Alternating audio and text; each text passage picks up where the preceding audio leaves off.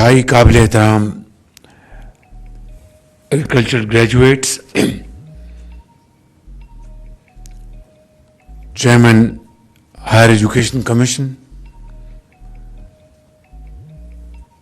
سرکاری افسران اور خصوصی طور پر محترمہ شائمہ جن کے لیے بہت زوردار تالیاں لگیں.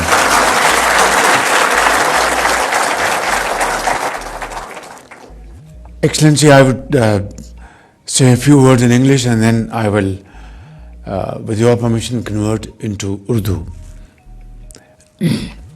It's a great day today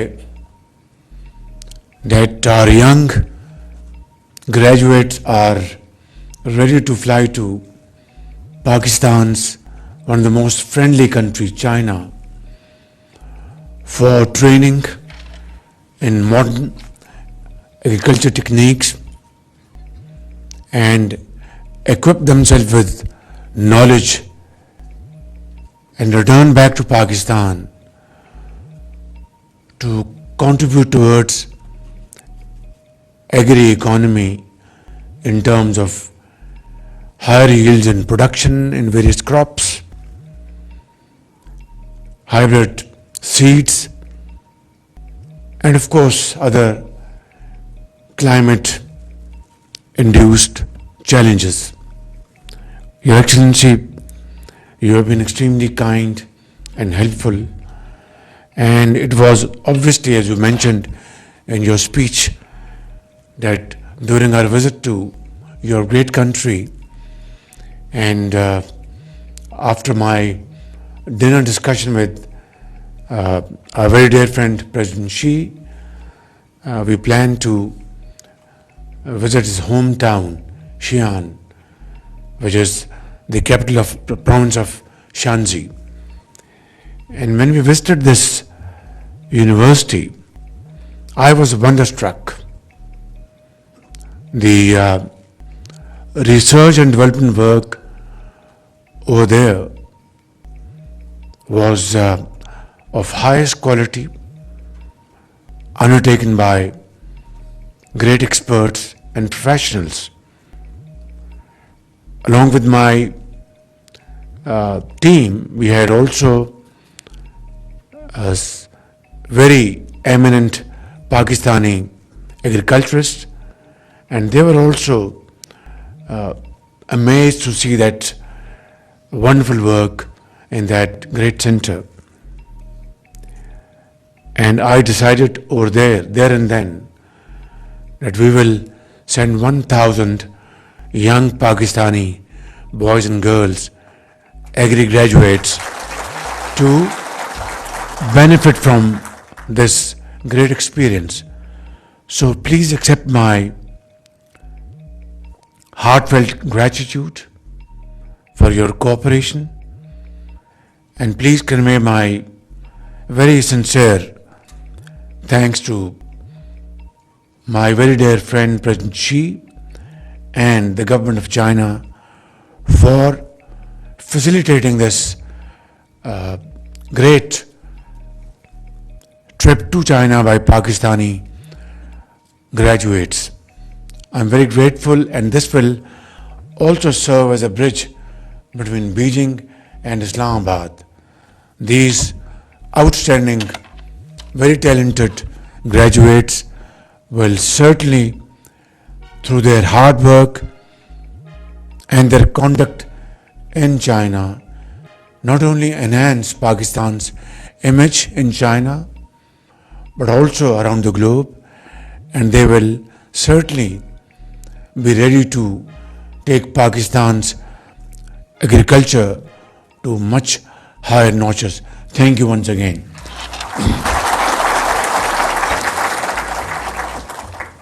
خواتین و حضرات، آج میں سب سے پہلے شکریہ ادا کرنا چاہوں گا وزیر فوڈ سیکیورٹی اور جناب احسن اقبال صاحب، minister planning, secretary food security اور درجہ بدرجہ چیئرمین ہائر ایجوکیشن اور درجہ بدرجہ تمام افسران کا، جنہوں نے اس بہت بڑے ٹاسک کو بڑی محنت سے سر انجام دیا. لیکن یہاں پر ایک چیز کی میں نے کمی محسوس کی، اور وہ یہ ہے کہ جب ہم 2 مرتبہ اپنے اس مشن میں کامیاب نہ ہو سکے، جس کی کئی وجوہات ہیں، میں اس پہ نہیں جانا چاہتا، تو پھر تیسری مرتبہ میں نے منسٹر آئی ٹی اور سیکٹری آئی ٹی کے ذمہ لگایا کہ وہ پورٹل بنائیں گے اور اس کے ذریعے اپلیکیشنز ریسیو کی جائیں گی اور پھر اس کو ہم پروسیس کریں گے۔ تو میں سمجھتا ہوں کہ آج یہ بات نامکمل، یہ ادھوری کہانی رہے گی کہ اگر میں منسٹر آئی ٹی کا اور سیکٹری آئی ٹی کا شکریہ نہ ادا کروں آپ سب کو۔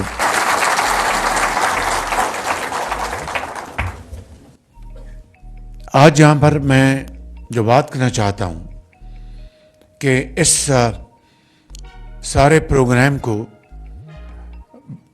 باوجود اس کے کہ منسٹر صاحب نے اور ٹیم نے بڑی محنت کی، لیکن بعض وجوہات کی بنا پر 2 مرتبہ ہمیں اس پروگرام کو ڈراپ کرنا پڑا۔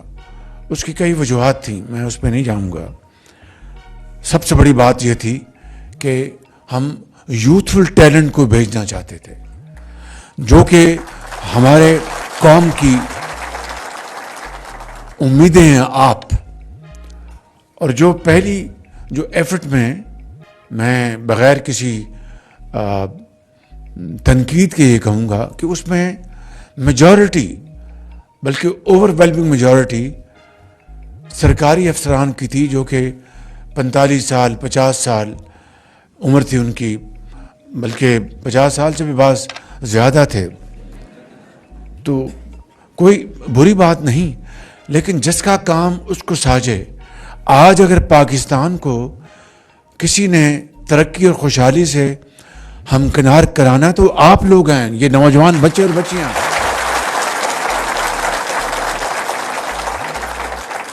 اور وہ جو تجربہ ہے 45 سال عمر کا یا 50 سال کا یا 55 سال کا، وہ بہت لائق احترام ہے، لیکن جب تک یوتھ اور تجربہ اکٹھے نہیں ملیں گے، اس میں ترقی کا فقدان رہے گا۔ تیز رفتاری کے ساتھ جو پاکستان آگے بڑھنا چاہتا ہے اور جو کھویا ہوا مقام حاصل کرنا چاہتا ہے، تو اس بنا پر میں نے اس کو ریجیکٹ کیا۔ پھر دوسری مرتبہ پھر جب ایفرٹ کی گئی، میں ایفرٹ کے اوپر کوئی، جس طرح میں نے کہا کہ تنقید نہیں کرنا چاہتا، وہ ایفرٹ بھی اس معیار کی نہیں تھی جس معیار پہ ہمیں اس کو پرکھنا چاہیے تھا۔ پھر دوسری اس ایفرٹ میں میں نے فیصلہ کیا کہ منسٹر آئی ٹی اور آئی ٹی پورٹل بنائیں گے اور ساری جو یہ پروسیسنگ جو ہے اس کے ذریعے ہوگی۔ تو اس طریقے سے آج الحمدللہ یہ پہلا مرحلہ مکمل ہوا ہے۔ اس میں تاخیر نہیں ہونی چاہیے تھی، بہرحال دیر آئے درست آئے۔ تو میں ایک مرتبہ پھر آپ سب کا، منسٹر صاحب کا، سیکرٹری صاحب کا اور درجہ بدرجہ تمام افسران کا میں شکریہ ادا کرنا چاہتا ہوں کہ انہوں نے ایک بھاری ذمہ داری انہوں نے بہت احسن طریقے سے نبھائی، اور اس میں 4 صوبے شامل ہیں، اس میں گلگت بلتستان شامل ہے، اس میں آزاد کشمیر کے بچے شامل ہیں۔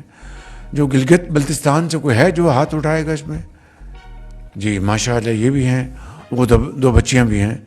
اور جو آزاد کشمیر سے ہے کوئی اس میں، وہ آزاد کشمیر کے ہیں، ماشاءاللہ تعلیم میں۔ بلوچستان سے ہیں، ماشاءاللہ اور سندھ سے تعلیم ماشاءاللہ، اور کے پی سے ماشاءاللہ، اور پنجاب سے ماشاءاللہ۔ جی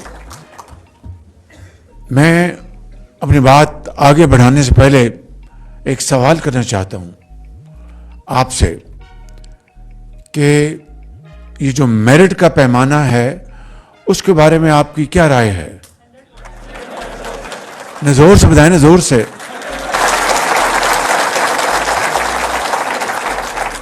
پھر مجھے نہیں، میرٹ کو پھر آپ شاباش دیں۔ جی شاباش، نہیں یہ میرٹ کو شاباش نہیں ملی، زور سے شاباش دیں میرٹ کو۔ یہ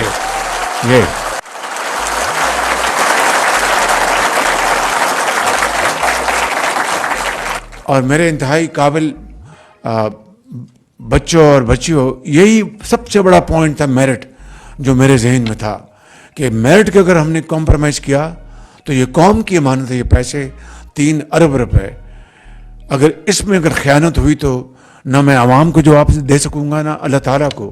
تو مجھے بڑی خوشی ہے کہ یہ میرٹ پر یہ، اور اگلا جو باقی 700 جو 2 بیچز جانے ہیں وہ بھی انشاءاللہ 100% میرٹ پہ ہوں گے.